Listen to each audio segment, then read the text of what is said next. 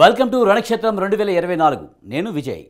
ఆంధ్రప్రదేశ్లో అసెంబ్లీ ఎన్నికల సమరం మహాసంగ్రామాన్ని తలపిస్తుంది. అధికార విపక్షాలు గెలుపు కోసం కొదమసింహాల్లా పోరాడుతున్నాయి. జగన్, చంద్రబాబు, పవన్ కళ్యాణ్ ప్రచార రంగంలో దూకడంతో రాజకీయం రసవత్రంగా మారింది. ప్రధాన పార్టీలన్నీ అభ్యర్థులను ప్రకటించేయడంతో ఒక్కో నియోజకవర్గం ఒక్కో రణక్షేత్రంగా మారిపోయాయి. అయితే రాష్ట్రంలో ఒక్కో నియోజకవర్గానికి ఒక్కో చరిత్ర, విలక్షణత ఉంటుంది. ఒక సెగ్మెంట్లో బలంగా ఉన్న పార్టీ మరో పార్టీ బలహీనంగానూ ఉండవచ్చు. ఈ నేపథ్యంలో రాష్ట్రంలోని అసెంబ్లీ నియోజకవర్గాల సమగ్ర ముఖ చిత్రాన్ని రణక్షేత్రం 2024 పేరుతో మీ ముందుకు తెస్తుంది స్వతంత్ర టీవీ. ఇందులో భాగంగా ఈవాటి రణక్షేత్రంలో చీరాల, తెనాలి నియోజకవర్గాల పూర్తి వివరాలు ఏంటో చూద్దాం.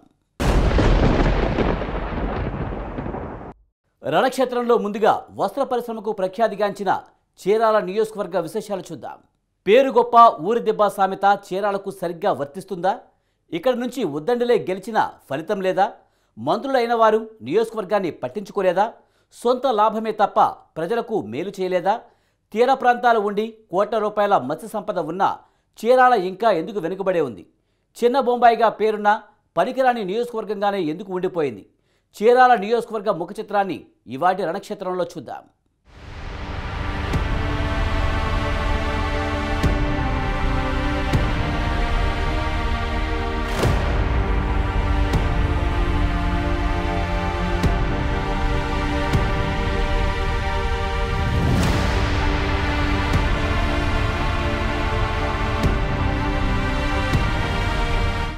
ఏపీ రాజకీయం మొత్తం ఒకలా ఉంటే ఈ నియోజకవర్గ ఓటర్ల తీరు మరోలా ఉంటుందా? ఇక్కడ ఓటర్లకు రాజకీయ చైతన్యం కూడా ఎక్కువే. అందుకే స్వతంత్ర అభ్యర్థులకు ఎక్కువగా పట్టం కట్టారు. ఇక్కడ నుంచి విజయం సాధించి ముఖ్యమైన మంత్రి పదవులు చేసిన వారికి కొదవలేదు. అంతేకాదు, వస్త్ర పరిశ్రమలో రోజురోజుకు అభివృద్ధి చెందుతూ చిన్న బొంబాయిగా పేరు సంపాదించింది చీరాల.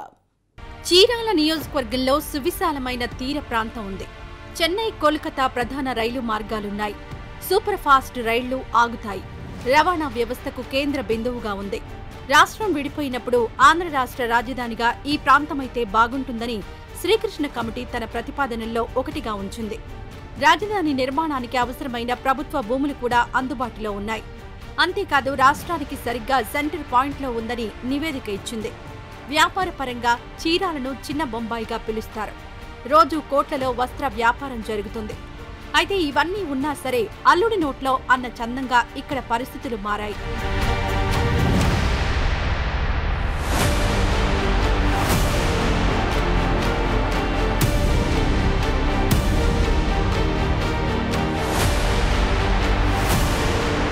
నియోజకవర్గానికి ఇప్పటి వరకు 16 సార్లు ఎన్నికలు జరిగాయి. కాంగ్రెస్ 8 సార్లు, తెలుగుదేశం 4 సార్లు, స్వతంత్ర అభ్యర్థులు 2 సార్లు, కమ్యూనిస్టులు, జనతాదళ్ పార్టీలు ఒక్కొక్కసారి విజయం సాధించాయి. నియోజకవర్గంలో విశాలమైన చీరాలతో పాటు వేటపాలెం మండలాలున్నాయి. జిల్లాల పునర్విభజనలో భాగంగా చీరాల ప్రకాశం జిల్లాను వీడి బాపట్ల జిల్లాలో భాగమైంది. నియోజకవర్గంలో మొత్తం 1,98,643 మంది ఓటర్లుండగా వారిలో మహిళలు 1,01,767 మంది ఉండగా పురుష ఓటర్లు 96,856 మంది ఉన్నారు.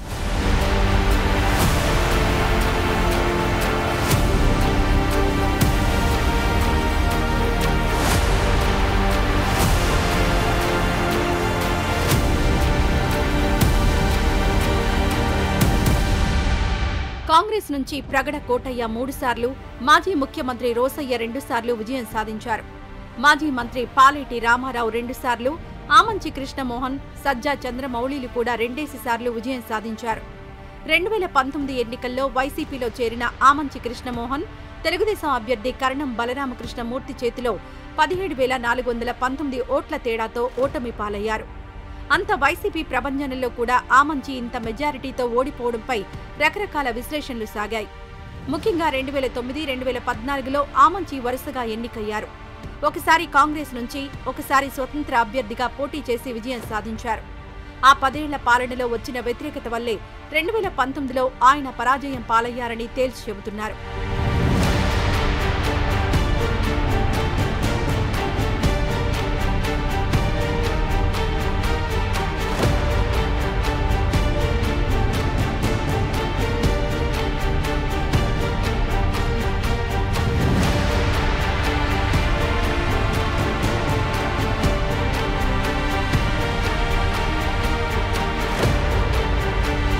చీరాలలో రాజకీయాలు రసవత్తరంగా మారాయి.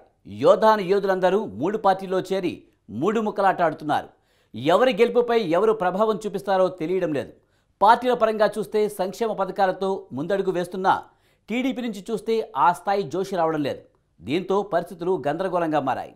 2024 వచ్చేసరికి కరణం బలరాం కుమారుడు వెంకటేష్ వైసీపీ నుంచి బరిలో నిలిచాడు. తెలుగుదేశం నుంచి మాలకొండయ్య యాదవ్ పోటీ పడుతున్నారు. ఇక కాంగ్రెస్ నుంచి ఆమంచి కృష్ణమోహన్ పోటీలో ఉండే అవకాశాలున్నాయి. ఆయన సీన్లోకి రావడం వల్ల ఇది ప్రధాన పార్టీ అభ్యర్థుల గెలుపోటములపై ప్రభావం చూపిస్తాయని అంటున్నారు. రాజకీయాలంటే ఎంత విచిత్రంగా ఉంటాయంటే 2019లో టీడీపీ నుంచి గెలిచిన కరణం బలరామకృష్ణమూర్తి వైసీపీలోకి వెళ్లి కుమారుడికి సీటు తెప్పించుకున్నారు. అక్కడే ఉన్న ఆమంచి కాంగ్రెస్లోకి రానున్నారు.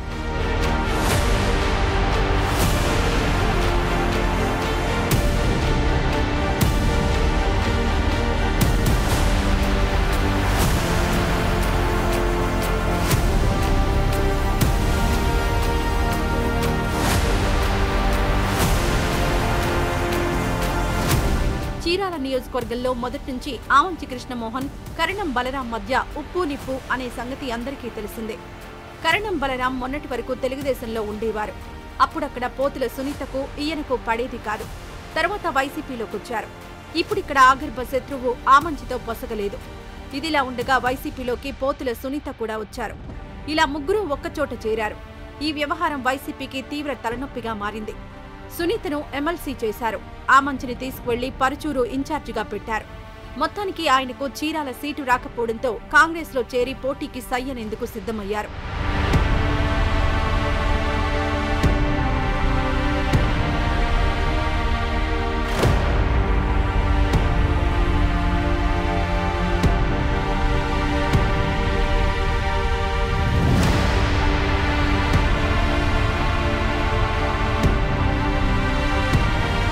ఒకవైపున వైసీపీలో అంతర్గత కలహాలతో కరణం వెంకటేష్ తలమునకలవుతున్నారు. పోతుల సునీత వర్గం సపోర్టు కనిపిస్తున్నా ఆమంచి లేని లోటు స్పష్టంగానే కనిపిస్తోంది. మరోవైపు తెలుగుదేశంలో మాలకొండయ్య తీవ్ర ఇబ్బందులు పడుతున్నారు. ఎందుకంటే పార్టీలో కరణం లేరు, పోతుల సునీత లేరు.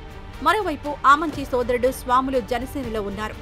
కూటమి ఒప్పందం ప్రకారం అతని సపోర్ట్ టీడీపీకి కావాలి. కానీ తన బ్రదర్ కృష్ణమోహన్ కాంగ్రెస్ వైపు అడుగులు వేయడంతో ఆయన న్యూట్రల్ అయిపోయారు. మొత్తానికి చీరాలలో రాజకీయ పరిస్థితి అగమ్య గోచరంగా ఉంది. ఎవరు గెలుస్తారనేది పెద్ద పజిల్గా ఉంది. ఎవరు ఎవరి కాలి పట్టుకు లాగేస్తారో తెలియడం లేదని సీనియర్లు అంటున్నారు.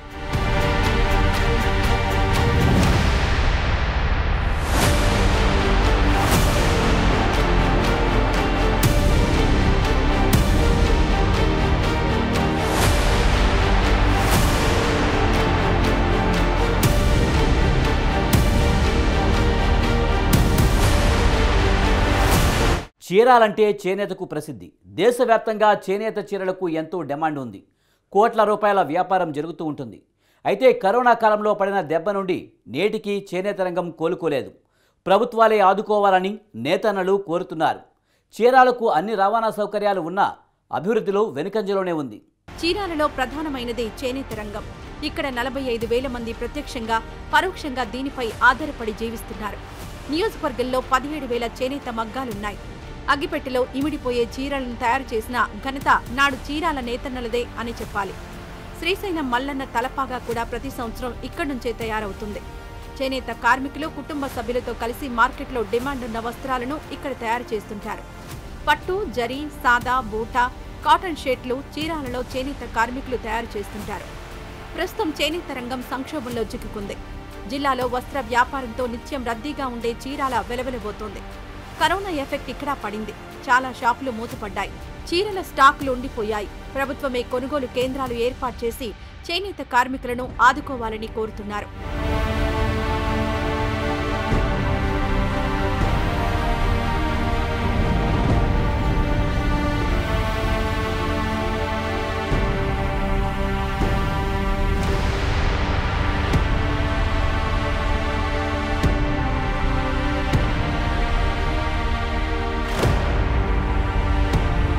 చీరాల ప్రాంతంలో వ్యవసాయ భూములు తక్కువే.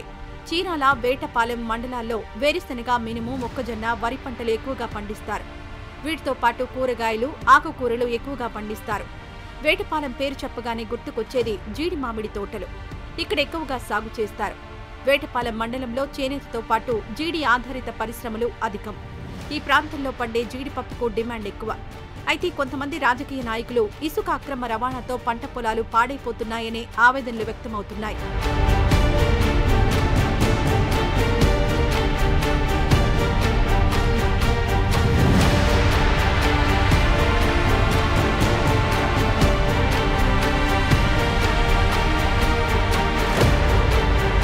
చీరాలకు రోడ్డు, రైలు మార్గాలతో పాటు జల రవాణాకు అవకాశాలు ఎక్కువ. చీరాలలో ఓడరేవు, రామాపురంతో పాటు చీరాల బీచ్లు ప్రత్యేకమైనవి. వారాంతాలతో పాటు సెలవు రోజుల్లో కూడా పర్యాటకులతో కిటకిటలాడుతూ ఉంటుంది. పర్యాటకులకు తగిన విధంగా బీచ్ను అభివృద్ధి చేయలేదనే విమర్శలున్నాయి. 19వ దశకంలో ఇక్కడ పెద్ద ఓడరేవు ఉండేది. అది కాలక్రమేణా అంతరించిపోయింది. చీరాలలో పారిశుద్ధ్య సమస్య అధికంగా ఉంది. రోడ్లు, డ్రైనేజీలు అధ్వానంగా ఉన్నాయి. చీరాలలో నిషేధిత డైయింగ్ ఫ్యాక్టరీలు పుట్టగొడుగులా పుట్టుకొస్తున్నాయి. తమిళనాడులోనూ ఇలాగే ఉంటే వాటిని నిషేధించారు. అందుకనే వారిక్కడి వారితో కలిసి విష రసాయనాలను వాడుతున్నారు. ప్రజల ఆరోగ్యంతో చెలగాటలాడుతున్నారు. ఇదంతా బహిరంగంగానే జరుగుతున్నా ప్రజాప్రతినిధులు, అధికారులు పట్టించుకోవడం లేదనే విమర్శలు తీవ్రంగా ఉన్నాయి.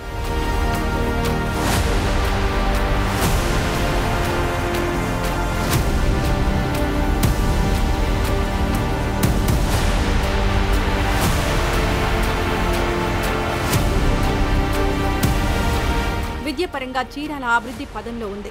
రాష్ట్రంలోనే మొట్టమొదటి ప్రథమాంగ్ల పాఠశాలను 1912లో ఇక్కడే స్థాపించారు. స్వతంత్ర పోరాటం వల్ల 1921లో మూతపడింది. మళ్లీ 1924లో మున్సిపల్ మిడిల్ స్కూల్గా పునఃప్రారంభమైంది. 1946లో కస్తూర్బా గాంధీ మున్సిపల్ గర్ల్స్ ఉన్నత పాఠశాల ఏర్పాటు చేశారు. నాడు టంగుటూరి ప్రకాశం పంతులు దీనిని ప్రారంభించారు. అలాగే 1951లోనే ఇక్కడ ఇంజనీరింగ్ కళాశాలను స్థాపించారు. రాజకీయంగా చీరాల ముందంజలో ఉన్న అభివృద్ధిలో మాత్రం వెనుకడుగులోనే ఉంది. రాజకీయ నాయకులు ఎదుగుతున్నారు కానీ చీరాలను ఏమాత్రం పట్టించుకోలేదు. ముఖ్యమంత్రిగా రోసయ్య పనిచేసినా అంత ఫలితం కనిపించలేదు. తమని గెలిపించిన నియోజకవర్గానికి ఎంతో కొంత చేయాలనే స్పృహ నేటి నాయకుల్లో లేకపోవడం విచారకరమని స్థానికులు అంటున్నారు. ఈసారైనా చీరాలను అభివృద్ధి చేసేవారు రావాలని ఆశిద్దాం.